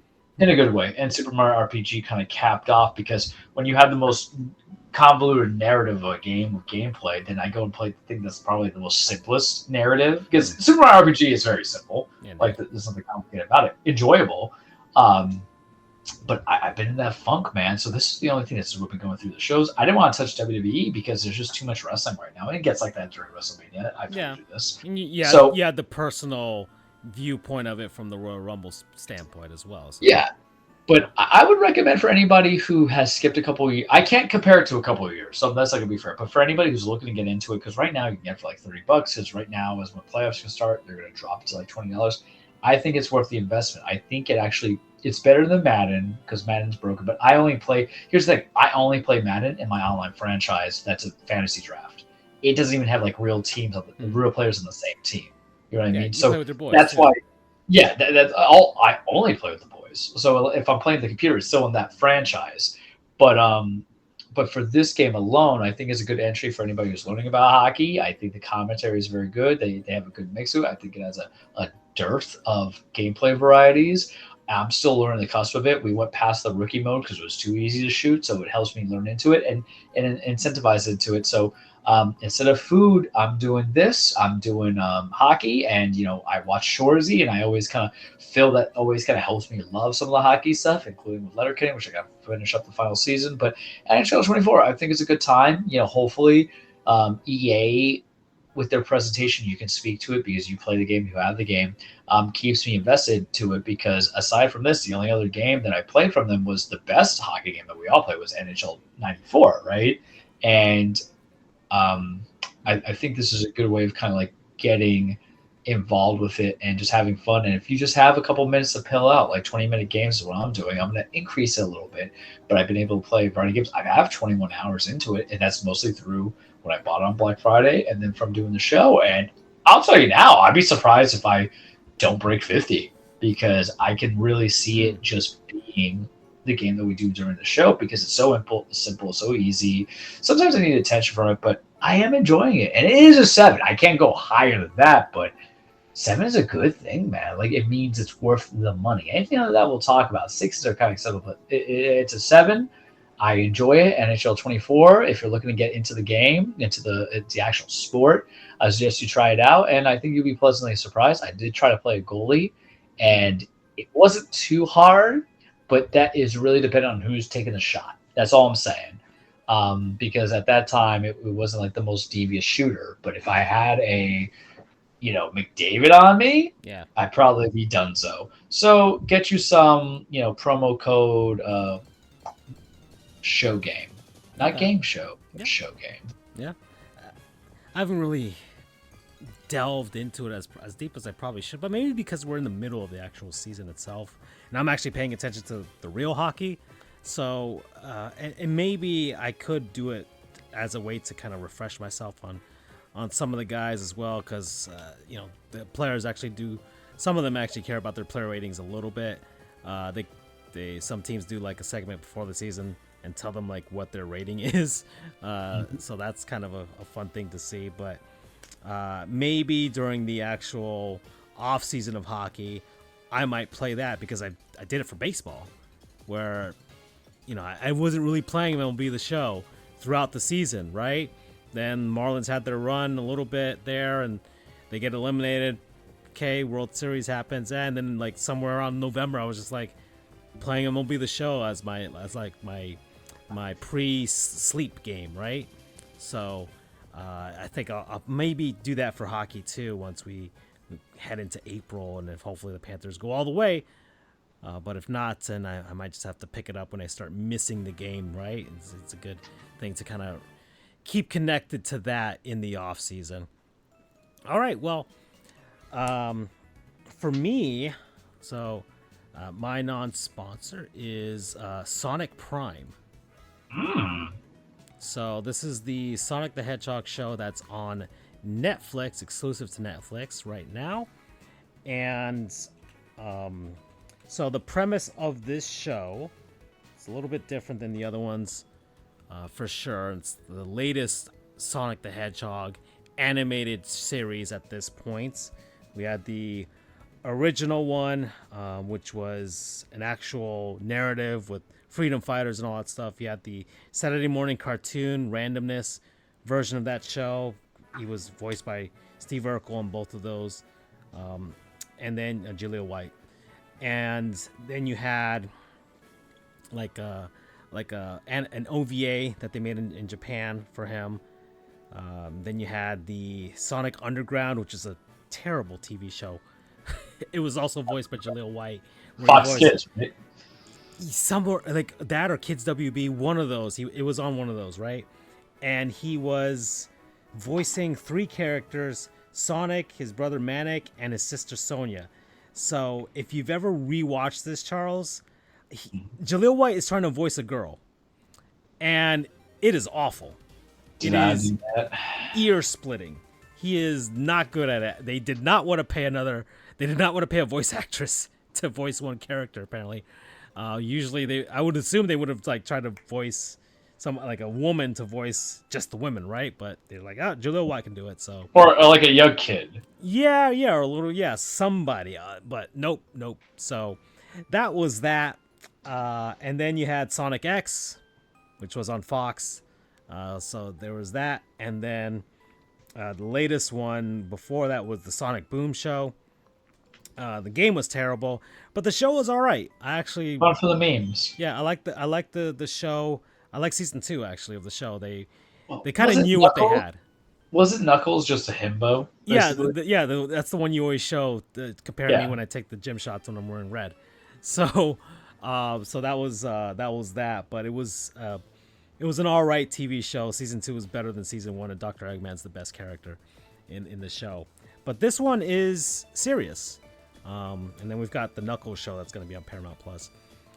But this one is it's well animated. It's probably the best CG animated Sonic show at this point. Characters are very lively, everything like that. Sonic tries to stop Dr. Eggman from getting to these crystals that kind of control space and time. And Sonic, being who he is a bit reckless.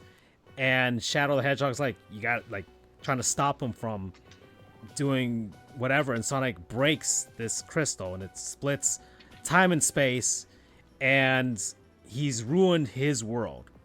But he's also created different alternate worlds where all of his friends and him are different iterations of themselves. So he ends up in this area that's a little bit an homage to the original Sonic the Hedgehog show, where Dr. Eggman's taken completely over and everybody is living under him, but it's not him. It's 5 different versions of himself, like a baby version of himself, like a teenager version of himself, and an old man version of himself. And they're the Egg Council is what they're called. And Knuckles and Rouge. The Cancel Ricks, basically. Yeah, basically, in a sense. And then Rouge and Knuckles are freedom fighters trying to start a rebellion of some sort in the underground. And Sonic doesn't have all of his speed just yet. He has to find a way to regain his speed, and he finds Tails, but Tails is Tails is this guy named Nine, and he's very emo in that sense, and he's living on his own. He doesn't have any friends, but he's also still very smart. And Amy has been turned into a robot, so she's been roboticized. And so Sonic goes from one place and he ends up in a different world where Knuckles is a pirate captain and this and that. So, but now I've gotten to season 3. They're on season 3 now, and the show's legitimately intriguing me. Like I'm actually very invested in it. And what people need to understand is you don't watch a lot of stuff. No, I don't. When you do, you do. When I do, I do. And slapping Sonic the Hedgehog on something will get me to watch. So, I mean, you're watching the Knuckles show for sure. Yeah, I am. So I will do the Paramount Plus free whatever that they're gonna do, unless they merge with somebody, because I've heard rumors of that. Anyways, I think the show is for Sonic fans, especially. You should watch it. I think it's legitimately well written, and there is some actual intrigue and everything like that. I was watching the last episode of season 2, and I'm like, oh no, no way, he's gonna do this. And so I am legitimately invested in it. I was left in suspense of certain parts, and now I'm on season 3. I haven't finished it just yet, but it is legitimately a very nice and well written show. I mean, it's not baby in that sense where it's made for little kids. I think it's in that nice space where it's just a show made for Sonic fans, and it's an alternate sort of timeline type of thing where it's like, okay, this thing can stand on its own, and you don't have to completely know everything about Sonic to get it. But it does help a little bit as far as the dynamics with the characters, because they don't really sit down and explain like, oh, Shadow's this and Shadow's and Sonic's this and that. It's like you kind of need to know who the characters are from the games and stuff, but it's like, okay, fine. But from there, it's just a starting point. So yeah, Sonic Prime. Promo code Chili Dogs. Let's go with that. Yeah. I was expecting Sonic Speed, but that's from the Smash Brothers. But Chili Dogs is always a good choice. Mm-hmm. So yeah, it's good. It's good. It's got some different spins on some characters as well that came out in season 2. I'm just like, oh, I like this. I like the direction they went with this. So, yeah. All right. An hour 20 at this point, Charles, but it's 9:06. I just kind of want to talk a little bit about basketball, and then we can move on to wrestling and get out of here, right? Yeah. So, NBA All-Star Game. I just want to get that out of the way. I did not pay attention whatsoever. At all. I didn't care. I didn't watch any, like, even on Twitter, I didn't really see much of highlights, to be honest. There's no highlights. Like, as from like the skills competition, I know Dame Lillard won, right? Something? Yeah. 3-point contest? He got the 3-point contest, and he got the All-Star MVP. Yeah, and that could have been our representative, by the way. Saying. And he did say something like he gave like his list of top 5 players in the NBA, and he put Bam there and not Giannis. So, you know, he's still got that petty in him. Well, you know, we're still sending messages to Joe Cronin. You know what I mean? we like Giannis here, so we're not going Yeah. to talk that Yeah. that stuff. But still, Yeah, no, I'm not saying that. I'm just saying this is a knock on Joe Cronin more than anything else. You know what I oh mean? yeah, well petty tour, revenge tour, 2023, 2024.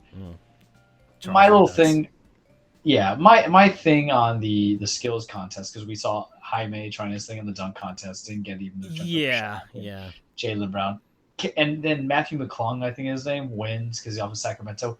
Can we not bring in people who are not even cracking in the rotation? Can we just stop that?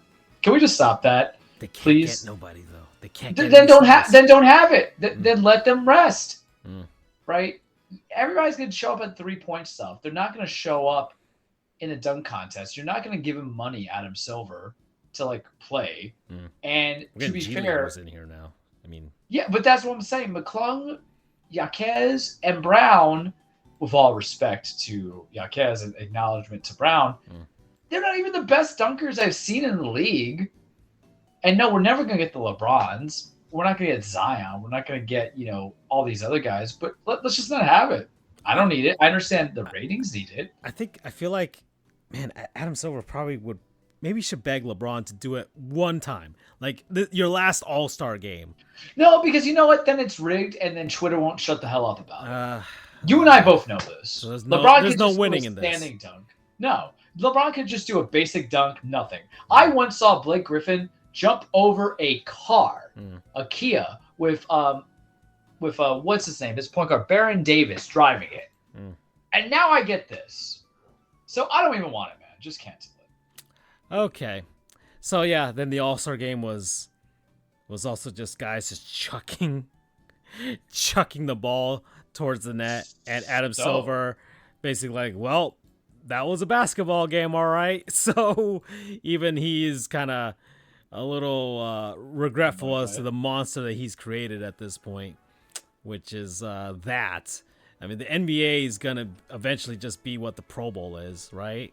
They're just going to just have like some silly games that have nothing to do with the game itself. And it's just like, okay, let's just hang out in Indianapolis for a weekend. So I do have a recommendation on how you can make the All-Star game interesting. You create 1, 2, 3, 4 pointers. Okay. It could be an experiment, right? Because people have been talking about doing a 4-point line at this point. So these guys are being able to hit that 3 from nearly halfway out now.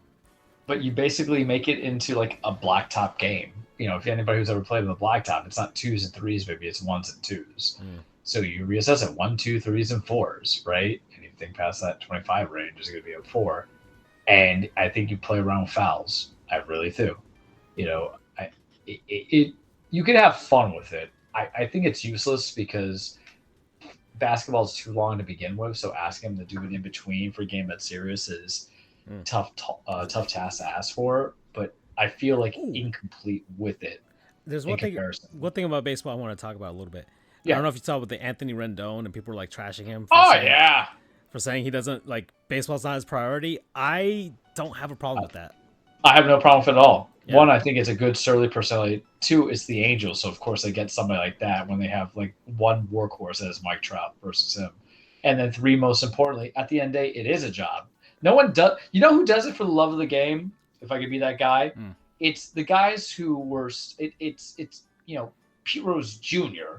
Stuck in the minor leagues for so long that's hoping for the day to be in the major leagues. But once you're in the major leagues, man, you're in the major leagues, and what you should only care about is money. What's better than money? More money. And I know it sounds soulless. I know it sounds nihilistic, but if you want to play for free at your local county club. Yeah. At your little Hal Patty Park. I think this people who don't cover sports, to be honest, and who have never covered it in, heck, even at my perspective, where you see the way that guys are and who they've their personalities and just kind of see the background of sports, because it's like anything. Once you are actually in it, sometimes that aura goes away, right? These guys achieved their dream of making it, but sometimes they see the reality of it, and maybe it's not as glamorous or as fun as they thought it was. And then eventually it's like, okay, well, Anthony Rendon did what he needed to do. He got paid. He had his career year. in 2019, and his team won the World Series, and he got paid, and he accomplished it. He did it. He won. He won right there. Doesn't matter. The Angels gave him a bunch of money, guaranteed money too. Doesn't matter at this point. Now, I mean that's it. But I have no problem with the guy basically being like everybody else and like, hey, I don't like my job. Just like a bunch I got no problem with it, but once again, it's my problem with the modern day, Twitter finger people is that they misread and like went on the mistake because he's saying that I'm a father, I'm a husband, that I have other priorities, being a good man. He's at that stage in his 30s where he realizes that those high school youths and dreams have been eclipsed by actual responsibilities. So let me tell you something. In my mid 30s, I'm 34. If I can have a career that pays me hundreds of millions of dollars, I just have to go do my job just so I can make sure I pay for kids' college, not get taxed egregiously, and then also be able to live a life where I'm not harassed by stalkers. I feel Anthony Rendon. But the problem is the American – I'm putting it on pause because I'm talking with my hands. The American conditioning about sports literally has to be breathe it, believe it, inspire it, right? This whole message. It's what it was in football. That's the reason why you hated the Taylor Swift stuff, because something came out of left field. No pun intended, because it's baseball. But you didn't like it. Now you get somebody who goes and says, "I'm not doing the Shohei Ohtani," where I think he's a dumbass. At 11, where I'm going to defer and all this stuff because I want to build the best team. Or does like, seen all done, all right. Yeah, I just go in, I do my job. And I think what happens is a different story if people expect him to be a production guy, where he's MVP running, he's Gold Glove running, he's Silver Slugger running, and he's never been any of that since he signed. But okay, your point. Chris Bryant got paid a ton of money. Buddy Earls didn't do anything. We paid, Jacoby Ellsbury. Nothing comes from it. This is part of the game. So someone just says, it's all right. Like, you don't know the other stuff that he's doing, but it's kind of like bothers people. I have no beef with it. I don't think you have any beef with it. If anything, it makes me like Rendon even more because what if he actually has a good year?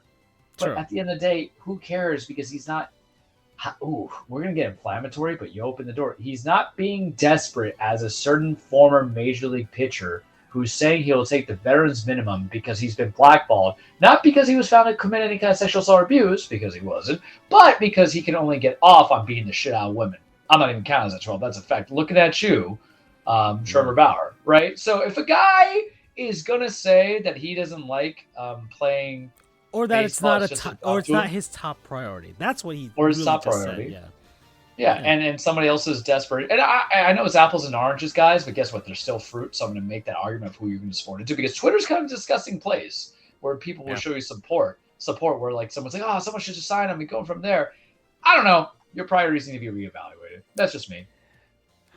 Well, speaking of people getting paid and kind of wondering, it's just taking it because somebody's just handing it to him. Doc Rivers. He had that. Favorite. Did you see that interview? Did you see the? Of course I did. Yeah, where he's just like, "Why are you calling me? Why are you doing this to the Milwaukee Bucks? Why are you firing this guy who was like 20 games over 500?" And they're like, "Well, we did it anyways. It's too late now." And he's like, "Well, all right, I'll sign them."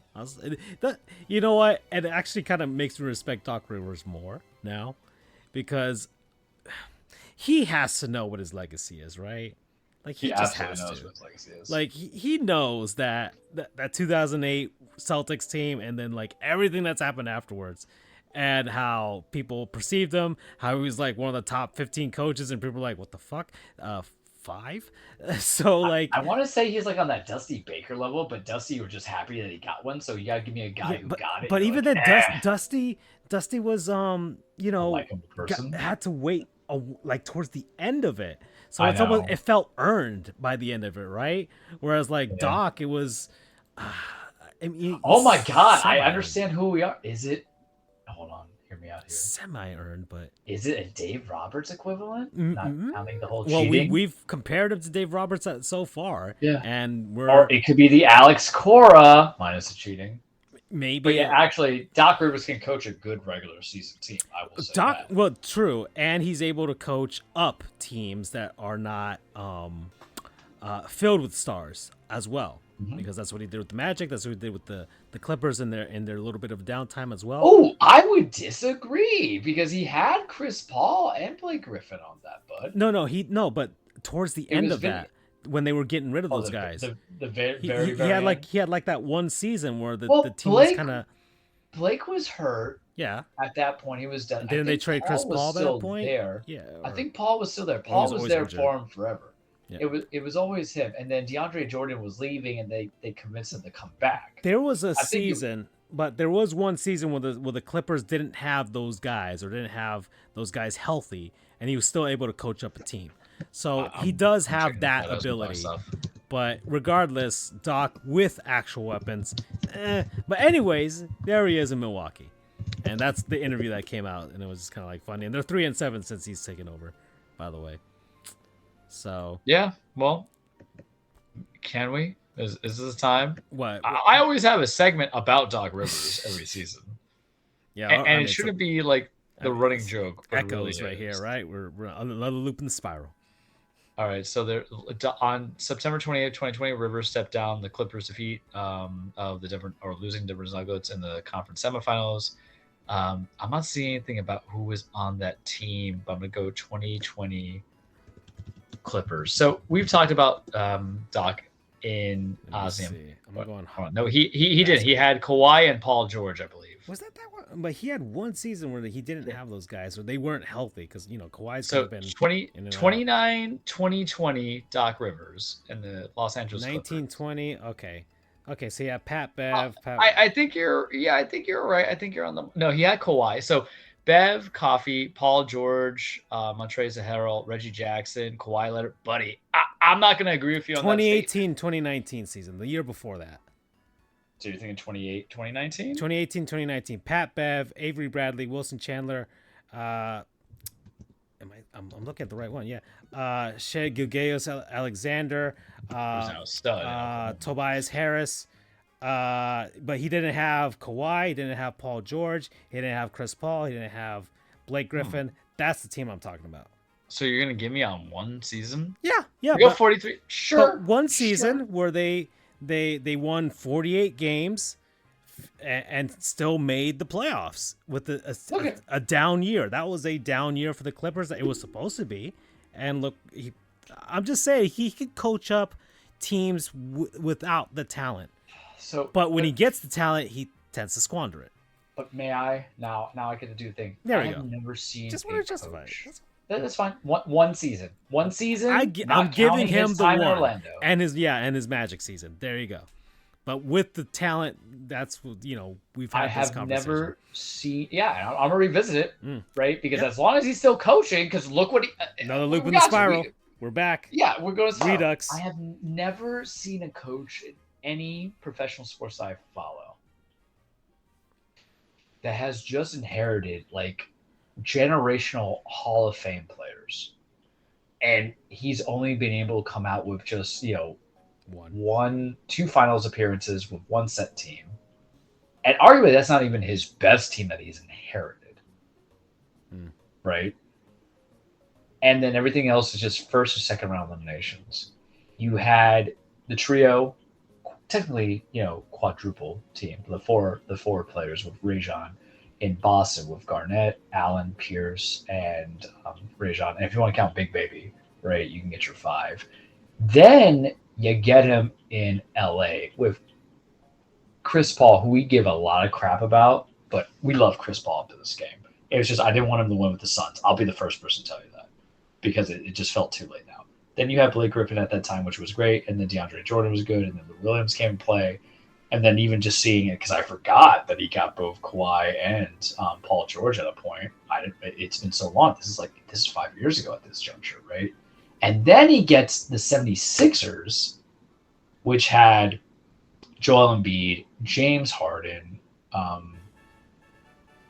Ben Simmons to a small degree, right? And they shipped him out. But then you have Tyrese Maxey came in. And then he's gone, and he's on ESPN ABC with Doris Burke and Mike Breen. And then he gets brought on to the Bucks with Damian Lillard, Giannis Antetokounmpo, Chris Middleton, Brook Lopez. I have never seen it work in this conjuncture, and he's basically like King Midas, except to touch himself its gold, it turns to bronze at most. I have no words. And now he's like 3-8 because obviously when you hire somebody in season that wasn't on the staff, and doesn't know the players and doesn't have a philosophy. And you can't just go and say, hey, running through Giannis, because obviously Drew Holiday, whom they traded to get Dame for, was a much better defensive weapon and player than I love Dame, but Dame ain't that guy. You and I can both say that. And Middleton's at the end of his career at 33 because he hasn't been healthy. And they'll still get to the playoffs. Hell, they might win it all. The East is weird. I don't believe in Boston. They haven't played a physical team. I'm calling it right now. Go Heat. But, man, how do you make those statements? And then the Twitter thing of, like, I don't even know why they called me. I don't know what you're doing. I don't know why you're here. But, hey, because I literally think he went and said, well, if I say no, that means they're probably going to hire Stan Van Gundy. And by all means, I can't have that happen and bring that into the modern day NBA. So I'm doing this. That's really what I felt like he did. Or imagine Stan Van goes in and he actually wins, and then that completely ruins Giannis Antetokounmpo would blow Stan Van Gundy's mind. Yeah. Because, a center for him, it was like, all right, just be defense and rebound, and then you'll like score in a post. And you get somebody who could shoot, past 5 feet, and then also sometimes get a 3. And then him with Dame, because he never had a hot shot shooter like Dame before. True. In his coaching side. He wouldn't know what to do. But that's the thing is they wanted a veteran coach, and there's only 2 names. There's only 2 names out there, bud. There was only 2 names out there. And, Sam Van Gundy's, but the Pelicans have worked, but, Zion wasn't my kind of guy. Casey out there? He moved up into the Pistons organization. Oh, he's on the front office, right? He's not the coach. Yeah, he went to the front office. But, I think it's debatable on Dwayne Casey, and who do you have? And Jacques Vaughn just got fired in Brooklyn, and I felt like he didn't get a fair shake. And, like, what's your other option? Steve Nash, right? Kind of thing, who wasn't really a veteran coach. He had, like, those 2 years, and they realized it was a bad call.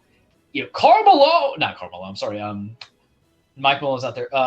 George Karl. Yeah, I'm going there because I'm thinking of Denver Nuggets. Yeah. You want George Karl up in that, who basically has beef with so many. George Karl is too old by this point. He's like in his 80s or something. I forgot how old. Yeah, I just saw Dusty Baker win a World Series at like 100. Yeah, but I don't think George Karl's got the fire for that. Also, I think he's burned a lot of bridges, so he's not coming back. George Karl is 72. He wrote a book, right, and then just like burnt a ton of bridges. So. Yeah. Side note: I beat the Devils at the Capitals 6-2. Alrighty. Let's see. So that's all I have. That's all I have for basketball. 1 hour and 38 minutes. It's 9:24 where we're at. So we did tweet stuff over or send into the group chat some wrestling stuff and some memes. So much. Let's go for it then. All right. Welcome, everybody, to your weekly TruePlex to Cage with Charles. For disclaimer, wrestling is not fake. It's a scripted fight. It's a stage fight. It's a song and dance. It's men and women beating the holy hell out of each other, chasing championships, establishing legacies, a soap opera, and also, because Sheamus had mentioned it, and I don't think I put it in Twitter, Sheamus, we love you, about getting 5-star banger matches. Someone was talking that ish. He clapped back and said, if you want things with storyline and stuff like that, go watch a soap opera. So now I can kind of like congeal both those things in there. But I'm going to keep it short because like AEW is still on the long building of things for Revolution in March. TNA, we already kind of talked about some stuff. New Japan's New Japan. So it really is going to be a WWE-centric episode. But it's going to be short, guys, because they have Elimination Chamber at 5 a.m. Eastern time. Sunday, right? I am not watching it. Was this? Yeah, because they're in Perth, Australia. Oh, Australia. It is. Yeah, it's gonna start this Saturday at 4:30 a.m. I'm gonna be asleep. Yeah. I'm gonna be out cold. I do not love anything in life enough to be up at 4:30. It could be a Black Friday deal where I get everything for $1. I'm gonna be up there. It could be that, hey, you up text message. I ain't going. It's not gonna be waking up to watch wrestling. That I think the card is moderately okay to do so. It's not going to be none of that. AEW, we'll talk about it. They're building up the storylines that we talked about. Triple Threat and Revolution. They're going to get some free agent signings of Okada and Mercedes Moné, allegedly. Nothing like everything is always there. right now, what you just need to know is that Tony Khan is on that manifest destiny where he's having his guys wrestle against CMLL, which is the other counterpoint promotion in Mexico, because there's AAA wrestling and there's CMML, and don't even get me on how to pronounce it in Spanish myself, because I don't watch a lot of the Lucha Libre. It's Consejo Mundial de Lucha Libre. And there's a lot of beef because it's a side-off, because I think it was originally the oldest professional wrestling promotion, and then AAA factored out because there was some beef. There's some good wrestlers. That's all I need to know. What I will say is that I am invested in anything that Bryan Danielson will do with the Blackpool Combat Club. So wherever he goes, I follow. I have to catch up on him and Zack Sabre Jr. in that New Japan match that they had a couple weeks ago. But I'll let it lie low for now. All I know is it's good. They're going to build up the feuds that they have. The Young Bucks, Sting, Darby is going to be a good feud. I don't know what we're doing, Christian. I'll be honest with you. I don't really need Christian versus Edge Part 2 going on. And I know Daniel Garcia and Edge were having a number one contendership match last week, and then Christian interfered. So we might get Daniel Garcia coming in and getting his claim to fame, a triple threat match between him, Christian, and Edge. Too early to be seen. I really don't know what's going on in the women's title show. I know we're going to have Deonna Purrazzo versus Toni Storm in the Revolution match, but it makes me wonder if Jamie Hayter's going to come back, who had originally lost the belt to Toni Storm because she was injured. I lost some of you below too. Am I interested? Yeah, I watched on Wednesday. I told you guys I was going to. I do right by you people. They get in there.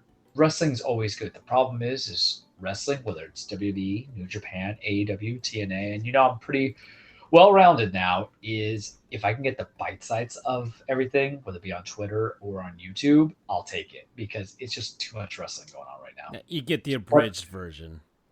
Pretty much. I watch what I curate and watch what I want to watch, essentially, on all promotions, and it's building fine. NXT is happening right now. It was a pre-tape show last week because they're in Australia this week, so they're not going to do it live. Shotzi Blackheart was going against Lyra Valkyria for the NXT Women's Championship, and then Shotzi tore her ACL. So that was announced ahead of time. Unfortunate. Wrestling is fake in your guys' mind sometimes, we're not viewerships, but I really don't see injuries like that happening to someone who's acting out Shakespeare. Just say it's a physical entertainment sport on one spectrum. It's a physical sport on another spectrum. People break their necks, tear their ACLs, pop their shoulder, break their hands, have their nose busted. It is physical, and that's what you need to know about it. And damn it, does it hurt. Let's make it short. Let's make it sweet. We're going to do our predictions, because I think next week's going to start what I talked to you about last week, where I'm just going to do WrestleMania matches to highlight for everybody to watch. I also was going to play a fun one if we had more time, which was what wrestling move would you take or not. I've been following Maven Huffman, who was a former WWE wrestler known as Maven. And he has this whole thing of like, he ranked out like what moves, I think I sent it to you, of what moves hurt or don't hurt. And I kind of be like, if I was a wrestler, would I take this kind of thing as a bump? Like, even as a wrestler, if I was paid money, would I take like an RKO or a power bomb or a pile driver? Right. So I might create that little fun. If Andrew comes back on, I'll do a 3-man group and I'll just send you guys ahead of time. But let's talk about the pay-per-view. Am I excited for it? Sure. When will I watch it? Sunday. I will avoid Twitter for one day. It's possible, even though this is an easily predictable card. This is Sunday morning, right? Sunday 4:30. No, this is Saturday morning. Saturday 4:30. Okay, and then then you'll. All right. Because you remember, I wake up, I do my morning constitution, I go work out for like 2 hours, right? If it's not raining, I'll go jogging, and then I'll take a nap, and I'll decide if I'm going to be a socialite or not, right? But I will watch it at some juncture, because even though it's a predictable card, predictable isn't bad. You know what I mean? It still could be something that you want to watch, because if the matches are good, unless it's like a big kind of swerve. So we'll start with some of the basics ones, and then we'll go into what I want to see. Undisputed Tag Team Championships, Judgment Day, Damian Priest and Finn Balor versus British Strong Style, as I call them, the Bruiser Boys, of Pete Dunne versus Tyler Bate. I need them to split the tag titles. I need them to have a tag title specifically for Raw and a tag title specifically for SmackDown. And that's it. Call it the WWE Tag Championships. Call it the World Championships. And the other one, I don't care. You did it with the women's titles. You did it with the main titles. Let's get over it. Let's get it done. There's a lot of potential and a lot of good stacked wrestlers on that roster and tag teams. I'm over it. Buddy, I am so over it. Rhea Ripley versus Nia Jax for the Women's World Championship. Rhea Ripley is from Australia. She's representing Australia in this match against Nia Jax. Nia Jax has been built as a juggernaut. Oh, sideways. Judgment Day is winning that title. I know that match. They'll retain the titles. I got to do my predictions, right? But Rhea Ripley versus Nia Jax. I'm going to make two arguments here. One, I think this should be the main event, even though I have not liked Rhea Ripley's reign that much. If she has been carrying Raw, she's been carrying Judgment Day, she's in a feud against Nia.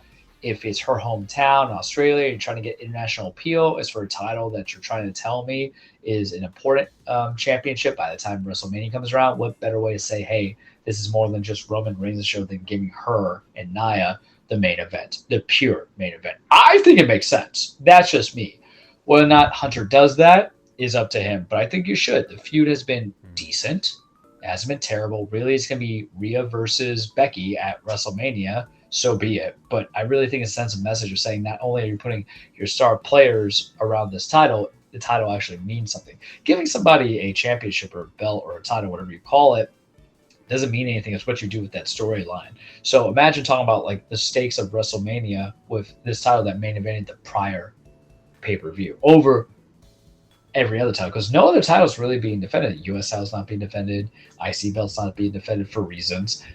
Tag team title's not being defended. Roman's not defending his Universal Championship because obviously they got bubble wrapping for Cody, and Seth's injured, so he's not defending the title. So give this the main event. Don't give me the Elimination Chamber match. Give me this. That's my thoughts on that. Rhea wins and retains. So let's talk about the Elimination Chamber matches, because I think there's one more match to be announced, but I'm just going on the most recent card that I have. I think I've talked to you about it. The Elimination Chamber is 6 people in there. I'm just doing my count. 1, 2, 3, 4, 5, 6. 6 people in there. Assigned numbers come in. Last person, wins it. What is in both men's and women's championship, or not championship, but chamber matches, is whoever wins gets a title shot at their respective championships in WrestleMania.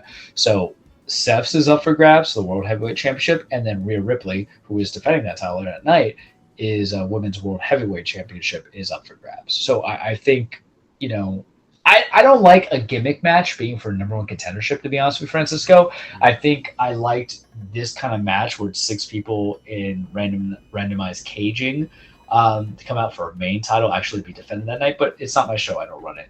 So with the women's match, I mean, I don't want to poo-poo on it, but sometimes this is when predictable is bad. So it's Becky, Bianca, Liv, Tiffany Stratton, Naomi, and Raquel Rodriguez. I think we all know Becky Lynch is winning. Becky versus Rhea has been kind of set out very much so for several months. Like right around the Rumble, Becky was telling Rhea, I'll see you at WrestleMania. And it's like, I think it kills some of the suspense and the excitement. I don't even think there's a dark horse winner that comes out of this because it's directly to Rhea. And yes, I would like to see Becky versus Rhea, sure. But I think it just made more sense to have the women's SmackDown title defended and have Io Sky in there and then her retain and look like a strong champion going against her WrestleMania match against Bayley, who won the Royal Rumble. That's just me. Does that make sense to you? Like if you have Io, who is a champion, win against 5 other competitors, and then she's carrying that momentum, creating the idea that she's an unstoppable force against her Royal Rumble challenger, who was her friend, who is now turned babyface, who now has to come like, well, if she's 5 other women, how are you going to win, Bayley? That's just me, because the problem is, unless it's like visa issues, which I don't think it is, I don't know everything. That's why Gunther's not returning or defending the titles, because he has to stay in the U.S. for a couple months. He can't go over to Australia on his visa. Is like, you're just elongating a feud for titles that haven't been defended. You know what I mean? Seth is legitimately injured, and you're not going to have Roman defend it because, God forbid, he gets hurt. That ruins the whole trajectory of what they're going to do with Cody in the story, right? But I felt like Io should be in that cage, in that chamber, going against 5 other people. You built a better story, whatever. But Becky wins. But then we get to the men. Here comes hypocrisy at its finest. Drew, Randy, Bobby, LA Knight, Kevin Owens, and Logan Paul, who's the U.S. champion. I don't get why Paul is not defending his title at Elimination Chamber, and why he's even in the contention match for another title, contender match for another title. But I don't write the game. But whereas Becky felt like who's going to win, and it's not going to do anything for you. Drew's winning this. Because Drew has been a fantastic heel, because he's been a hater. he's been petting it up. I've been sending you guys in the chat. And, I didn't like Drew when he was a face. And I said to you guys, I need Drew as a heel because it's going to be generational. And it has been generational. There's good talent. Not that the women's didn't have the talent either. They're both equal in talent for both the men's and women. But Drew winning is going to further a story. You see what I'm saying? Because he's been a hater. He's been saying that he's been doing things a nice way. He hasn't amounted to anything. So now he's got to be a bad guy. And this gets his shot against Seth, who, he's lost twice to, I believe. One because of clean and one because there was interference because Damian was trying to cash in at Money in the Bank. Drew just getting that snap. He feels like it's closer. It's going to be a triple threat match at Mania between him, Sammy, and Seth. And I am just like, I got a chub just thinking about it, right? Like, if you're doing this kind of number one contendership match to further a story, not to finish a story, looking at you, Cody, but to further the story, I think that's how it works well. But maybe watch what happens is the men's will suck and the women's will be entertaining. That's wrestling sometimes. The matches that you think you're most excited for turn out to be lame, and the matches that you didn't give much of a thought process to turn out to be the best. But I'll tell you, I don't think I've watched the last couple of Survivor Series, or not Survivor Series. I watched those. Before Hunter took over, I didn't watch a lot of those. But I haven't watched a lot of the Elimination Chamber matches because they had this kind of stuff in there where it was for contenderships as opposed to championships. And I haven't watched a lot of the Saudi Arabia pay-per-views, which I think last year was Elimination Chamber because they had just kind of like matches like Mad 2. But I will watch it because I think all the talent there is, bottom up, top down, fantastic. It's just not going to be at 4:30. But Drew wins that. Becky wins hers. Rhea retains. Judgment Day retains. And then Cody is going to be on with Seth on the Grayson Waller effect, or maybe the Rock or Roman show up. But I think it'll be like a solid B- pay-per-view. I'm not waking up for 4:30 in the morning because there's nothing. I can hear fire be shouting in my house. I'm not waking up. Just let it take me to flames. And that's all I'm going to give you on the cage this week. Okay. All right. So I think that is it for us. I guess I'll watch the Panthers just won in overtime. So I think that's it. They just won in overtime against the Ottawa Senators. So I guess I'll look at that, and bye, everybody. Take care.